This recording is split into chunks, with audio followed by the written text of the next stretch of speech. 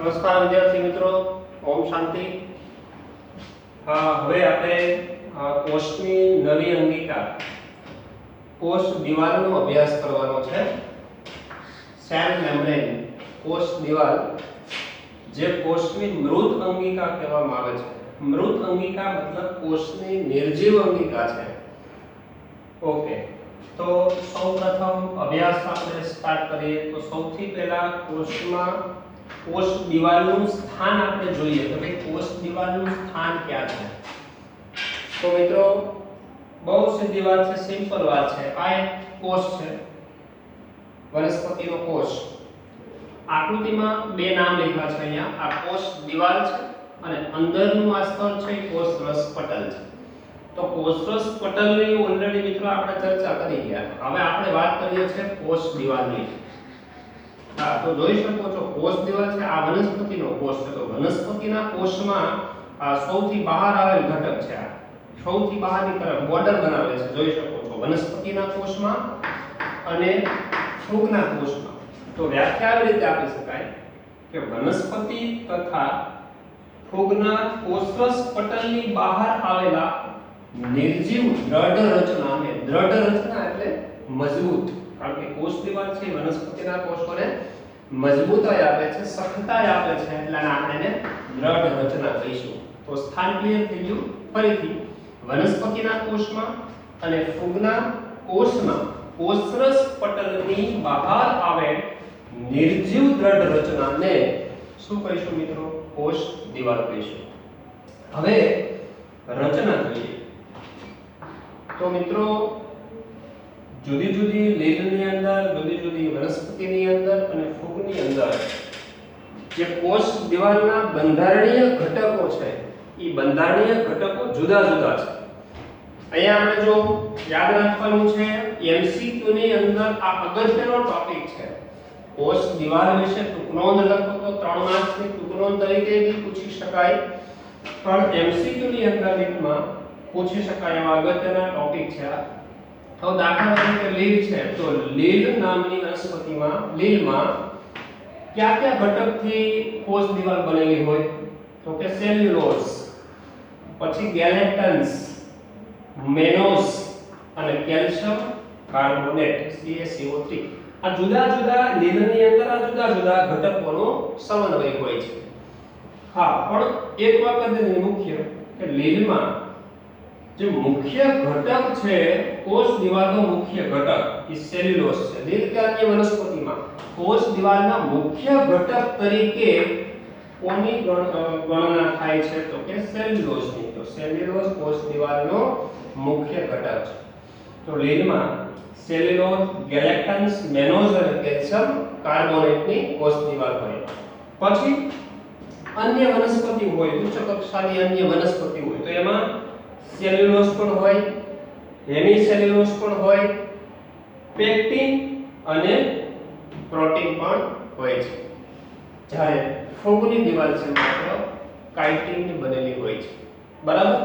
તો કાઇટિન જાણો છો મિત્રો, સેલ્યુલોઝ ને કાઇટિન ને પેક્ટિન ને આ બધા એક પ્રકારના પોલિસેકેરાઇડ ઘટકો છે જે જૈવિક અણુની અંદર આગળ આપણે 9મા ચેપ્ટરની અંદર એની રચના અને તેના વિગતવાર આપણે અભ્યાસ કરવાના છીએ પોલિસેકેરાઇડ તરીકે, બરાબર?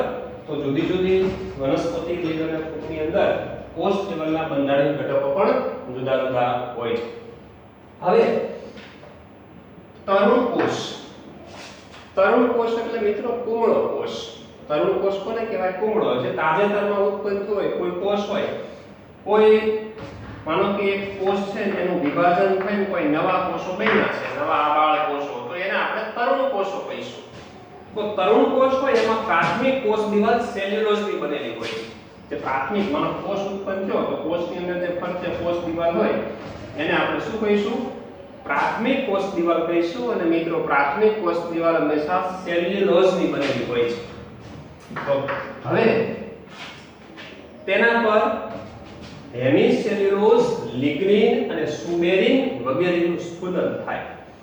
એટલે એનો મતલબ એવો કે ભાઈ આ કોષ છે ધીરે ધીરે વૃદ્ધિ પામે, મોટો થાય અને જેમ જેમ પરિપક્વ થતો જાય પરિપક્વતા તરફ જાય એટલે એના સપાટી પર જે પ્રાથમિક દિવાલ હતી એની સપાટી ઉપર જ તે બીજા કેટલાક દ્રવ્યોની જમાવટ થવા મળે. સ્થૂલન થવું એટલે મિત્રો જમા થવું. બરાબર. પ્રાથમિક દિવાલ છે, માનો કે આ પાતળી હોય, હવે પાતળી દિવાલ ઉપર જુદા જુદા ઘટકો છે. અહીંયા આપણે ઉદાહરણ લીધું કે હેમિસેલ્યુલોઝ, લિગ્નિન, ફિબરિન, એ બધા ઘટકોનું સ્થૂલન થવા મળે, ગોઠવાવા મળે, જમા થવા મળે. એટલે સ્વાભાવિક છે આ દિવાલ છે કેવી બની જાય, કદમાં પાતળી હોય એમાંથી જાડી બની જાય. અચ્છા, એ જાડી દિવાલ બને એને મિત્રો કહેવાય દ્વિતીય કોષ દિવાલ. તો પ્રાથમિક દિવાલ શરૂઆતમાં 3 કોષોમાં હોય, જુદા જુદા ઘટકોનું સ્થૂલન થાય, એમાં જમા થાય અને દિવાલ છે જાડી બને, એને કહેવામાં આવે છે દ્વિતીય કોષ દિવાલ. ઓકે, ત્યારબાદ બહુકોષી વનસ્પતિમાં 2 કોષોની પ્રાથમિક દિવાલને સાંકળતું મધ્ય પટલ હોય છે. હવે અગત્યનો ટોપિક છે મિત્રો, ધ્યાનથી સાંભળજો. આપણે 2 કોષની વાત કરીએ. હવે માની લો કે આ પહેલો કોષ છે અને એની બાજુમાં બીજો કોષ. આકૃતિમાં જુઓ. હા, આ પહેલા કોષની કોષ દિવાલ છે, આ બીજા કોષની કોષ દિવાલ છે. અહીંયા વાક્ય એવું કહે છે કે બંને પ્રાથમિક દિવાલને સાંકળતું. હવે પ્રાથમિક દિવાલ એટલે સમજી લો, અહીંયા આ જે કોષ દિવાલ છે પ્રથમ કોષની, આ કોષ દિવાલ છે બીજા કોષની છે. ઈ બંનેની વચ્ચે સાંકળતું એક મધ્ય પટલ હોય છે. અહીંયા અલગ રંગથી ડાર્ક કલરથી દોરેલું છે મિત્રો, સ્પષ્ટ જોઈ શકો છો. એ મધ્ય પટલ છે. એ મધ્ય પટલનું કાર્ય શું છે? આ એક કોષ અને આ બીજો કોષ બંનેની કોષ દિવાલને એકબીજાના સંપર્કમાં રાખે છે. 2 કોષને સાંકળે છે એટલે એને બંને કોષને સાંકળતું મધ્ય પટલ કહેવામાં આવે છે. અને એક કેલ્શિયમ પેક્ટેટ નામના ઘટકનું બનેલું છે. મોસ્ટ અગત્યનો શબ્દ છે કેલ્શિયમ પેક્ટેટ. એમસીક્યુ માટે યાદ રાખવાનું છે, ખૂબ જ અગત્યનો શબ્દ છે. મધ્ય પટલનો બંધારણીય ઘટક અથવા મધ્ય પટલ શેનું બનેલું હોય છે? Calcium pectate. હા, એ કેલ્શિયમ પેક્ટેટના બંધારણમાં મિત્રો કેલ્શિયમ અને મેગ્નેશિયમ, બરાબર, કેલ્શિયમ અને મેગ્નેશિયમ જેવા તત્વો હોય છે. 2 કોષને સખત રીતે મજબૂત રીતે જોડવાનું કામ કરે છે. એટલે એને વનસ્પતિનું સિમેન્ટ દ્રવ્ય પણ કહેવાય છે. મધ્ય પટલને વનસ્પતિનું સિમેન્ટ જેમ 2 ઈંટને 2 પથ્થરને જોડવાનું કામ કરે છે, 2 ઘટકોને જોડવાનું કામ કરે છે. તો અહીંયા 2 વનસ્પતિના કોષને જોડવાનું કાર્ય મધ્ય પટલ કરે છે. એટલે એને વનસ્પતિનું સિમેન્ટ દ્રવ્ય પણ કહેવામાં આવે છે, જેના બંધારણમાં કેલ્શિયમ અને મેગ્નેશિયમ જેવા તત્વો હોય છે. હા, મેગ્નેશિયમની સાપેક્ષમાં કેલ્શિયમનું પ્રમાણ વધારે હોય છે, મેગ્નેશિયમનું પ્રમાણ ઓછું હોય છે. તો કેલ્શિયમ પેક્ટેટ એનો મુખ્ય ઘટક કેલ્શિયમ છે. ઓકે, આગળ વધીએ. કોષોને સાંકળતા કોષરસીય તંતુ જેને પ્લાઝ્મોડેસ્માટા અથવા સેતુ પણ કહેવાય છે. સાંભળો, આ બંને કોષની વચ્ચે આ તંતુ જેવા સફેદ કલર જેવા ભાગને દોર્યા છે. આ તંતુ છે, ગુજરાતીમાં કહેવાય કોષરસીય તંતુ અને અંગ્રેજીમાં કહેવાય પ્લાઝ્મોડેસ્માટા અથવા એને સેતુ પણ કહેવાય. કારણ કે સેતુનું કામ શું છે? પુલિંગ. સેતુમાંના જોડવું. 2 કોષને કાર્યાત્મક રીતે જોડવાનું કામ. હવે માની લો કે કાર્યાત્મક રીતે જોડવું એટલે શું? કે ભાઈ કોઈ એક કોષમાંથી કોઈ ઘટક દ્રવ્ય બીજા કોષમાં દાખલ થવા માંગતું હોય તો આ કોષ રસીય તંતુઓ દ્વારા વહન કરી બીજા કોષમાં જઈ શકે છે. એટલે 2 કોષને જોડતો સેતુ પણ કહેવાય છે, કોષરસીય તંતુ પણ કહેવાય છે. અંગ્રેજીમાં એને પ્લાઝ્મોડેસ્માટા કહેવાય છે. હવે મિત્રો કોષરસ પટલના કાર્યોની આપણે વાત કરીએ. કોષ દિવાલના કાર્યોની વાત કરીએ તો કોષ દિવાલ મજબૂત આવરણ છે એની આપણે વાત કરીએ. તો મજબૂતાઈને કારણે શું કરે છે? કોષને યોગ્ય આકાર આપે છે. વનસ્પતિ કોષનો યોગ્ય જે આકાર જાળવી રાખવાનું કામ છે કોનું છે? કોષ દિવાલનું છે. પછી યાંત્રિક નુકસાન તથા ચેપ સામે રક્ષણ આપે છે. મજબૂતાઈ છે એટલે એને યાંત્રિક નુકસાન થવા દેતું નથી. વનસ્પતિ હોય તો વનસ્પતિનું પ્રકાર છે, પર્ણ છે, પ્રકાર મજબૂત હોય છે. તો એ મજબૂતાઈ વનસ્પતિની કોને આભારી છે?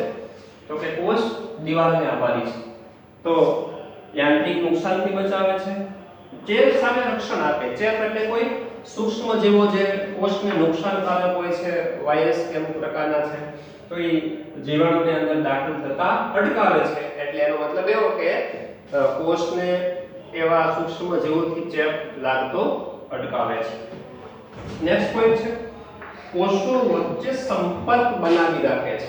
જાણો છો આ બે કોષો છે એ મધ્યપટલ દ્વારા જોડાય છે, પણ મધ્યપટલ છે બંને કોષ દિવાલના સંપર્કમાં છે. એટલે એવું કહી શકાય કે બંને કોષો એકબીજાના સંપર્કમાં કોના દ્વારા આવે છે? તો કે કોષ દિવાલ દ્વારા. તો કોષો વચ્ચે સંપર્ક બનાવે છે. પછીનું કાર્ય છે અનિચ્છનીય મહાઅણુઓથી કોષને અવરોધન પ્રદાન કરે છે. અનિચ્છનીય મહાઅણુ મિત્રો કોને કહીશું? કે જે કોષ માટે હાનિકારક છે, જે અણુની કોષમાં જરૂરિયાત નથી, એવા અણુઓને અનિચ્છનીય મહાઅણુ કહીશું, જેનું અવરોધન પ્રદાન કરે એટલે કોષમાં એને દાખલ થવા દેતા નથી. નેક્સ્ટ પોઈન્ટ આશ્રુતિ દાબ સામે રક્ષણ આપે છે. હવે કોષરસ પટલના કાર્યોમાં આપણે સાદા પ્રસરણમાં મિત્રો જોઈ ગયા કે ભાઈ પાણીનું સાદું પ્રસરણ થાય અને આશ્રુતિ કહેવાય. હવે આશ્રુતિ દાબ કોને કહીશું આપણે? આશ્રુતિ દાબ સામે રક્ષણ આપવું એટલે શું? હવે માનો કોષ દિવાલ છે, કોષ દિવાલ છે પ્રવેશશીલ પટલ છે, આ કોષ છે. હવે જ્યારે કોષની અંદર પાણી જ્યારે દાખલ થાય, પાણી દાખલ થાય ત્યારે અંદર તરફ પાણીનું પ્રમાણ વધે. હવે એક વખત બને એવું પાણી અંદર દાખલ થતું જ જાય, અંદર દાખલ થતું જ જાય તો અંદર પાણીની માત્રા વધી જાય અને પાણીની માત્રા વધારાને કારણે કોષ છે ફૂલી જાય. કોષ ફૂલી જાય એને આપણે બાયોલોજીની ભાષામાં કહીશું કોષ આસુર બની જાય. હવે કોષની અંદર જે પાણી દાખલ થયું છે એ કોષ દિવાલને કેન્દ્રથી વિરુદ્ધ દિશામાં પરિઘ દિશામાં એક દબાણ ઉત્પન્ન કરશે, જેને પાણીનું દબાણ કહીશું આપણે. આશ્રુતિ દાબ કહેવામાં આવે છે. એ આશ્રુતિ દાબ જો વિરુદ્ધ દિશામાં લાગે અને જો એને કંટ્રોલ કરવામાં ન આવે તો કોષ છે પાણીના પ્રેશરને કારણે ફાટી જાય. પણ એવું નથી થતું. કેમ? કારણ કે એની ફરતે મજબૂત કોષ દિવાલ છે અને કોષ દિવાલ છે એ કોષને બ્લાસ્ટ થતો એટલે ફાટી જતો અટકાવે છે. મતલબ કે આશ્રુતિ દાબ સામે રક્ષણ આપે છે. Next point ઉત્સેદન. ઉત્સેદન એટલે બાષ્પોત્સર્જન. તો વનસ્પતિના કોષમાં વધારાનું જે પાણી ગુમાવવાની ક્રિયાને બાષ્પોત્સર્જન કહેવાય છે. તો કોષ દિવાલ મહદઅંશે એને પણ કંટ્રોલ કરે છે. કેટલાક બીજની કોષ દિવાલ હેમિસેલ્યુલોઝ તરીકે ખોરાકનો સંગ્રહ કરે છે મિત્રો. તો ખોરાકનો સંગ્રહ હેમિસેલ્યુલોઝ તરીકે કરે છે, એનો ખોરાક તરીકે ઉપયોગ કરવામાં આવે તો એ પણ હેમિસેલ્યુલોઝ કોષ દિવાલનો જ ઘટક છે, એટલે એ પણ કોષ દિવાલનું કાર્ય છે. તો કાર્ય જોઈ ગયા આપણે. ફરીથી મિત્રો ઝડપથી જોઈ લો. સ્થાન વનસ્પતિ અને ફુગરા કોષરસ પટલની બહાર આવેલ જે નિર્જીવ દ્રઢ રચના છે એને શું કહેવામાં આવે છે? કોષ દિવાલ. કોષ દિવાલ છે જુદી જુદી રચનાની અંદર લીલમાં અને વનસ્પતિમાં ફૂગમાં જુદા જુદા ઘટકોથી બને છે. લીલમાં સેલ્યુલોઝ, કેરાટિન્સ, મેનોસ, કેલ્શિયમ કાર્બોનેટ. અન્ય વનસ્પતિની અંદર જોઈએ તો સેલ્યુલોઝ, હેમિસેલ્યુલોઝ, પેક્ટિન અને પ્રોટીનથી બને છે, જ્યારે ફૂગની કોષ દિવાલ કાઇટિનથી બનેલી હોય છે. તો આ કોષ દિવાલ એક નિર્જીવ ઘટક તરીકે, એક મૃત અંગિકા તરીકે આપણે જોઈએ. ઓકે મિત્રો, ઓમ શાંતિ.